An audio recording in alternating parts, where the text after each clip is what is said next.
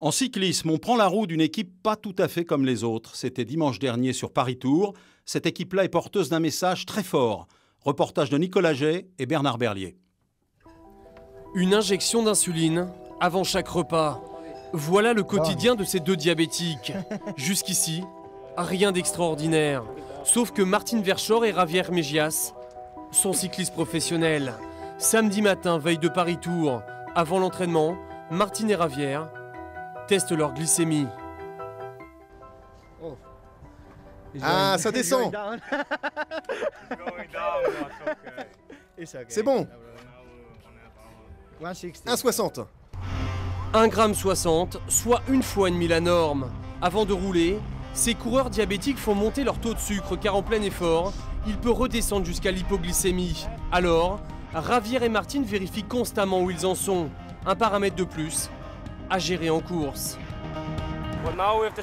Maintenant, on a un système qui nous permet de voir notre glycémie en temps réel. Donc, on peut garder un taux moins élevé sans prendre de risques. Et comme ça, on n'a pas les jambes dures.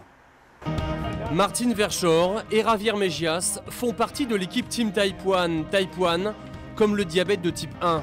Créée il y a 6 ans par Phil Sutherland, un ancien coureur diabétique, cette équipe compte 5 coureurs malades et leur combat a valeur d'exemplarité. La discipline qu'ont les coureurs, l'entraînement, le sérieux, l'hygiène de vie, tout ça t'aide pour mieux gérer ton diabète. Les enfants nous disent, si vous pouvez être des champions en étant diabétiques, alors nous, on peut vivre en étant diabétiques. Et c'est exactement notre message. Malgré le manque de réussite de ces deux coureurs diabétiques avant-hier sur Paris-Tours, Team Type 1 dynamite la course grâce à Laszlo Bodrogi et Rubens Bertogliati. À l'arrivée, une 5e place et toujours plus d'ambition. Désormais, cette équipe Continental Pro voit les choses en grand.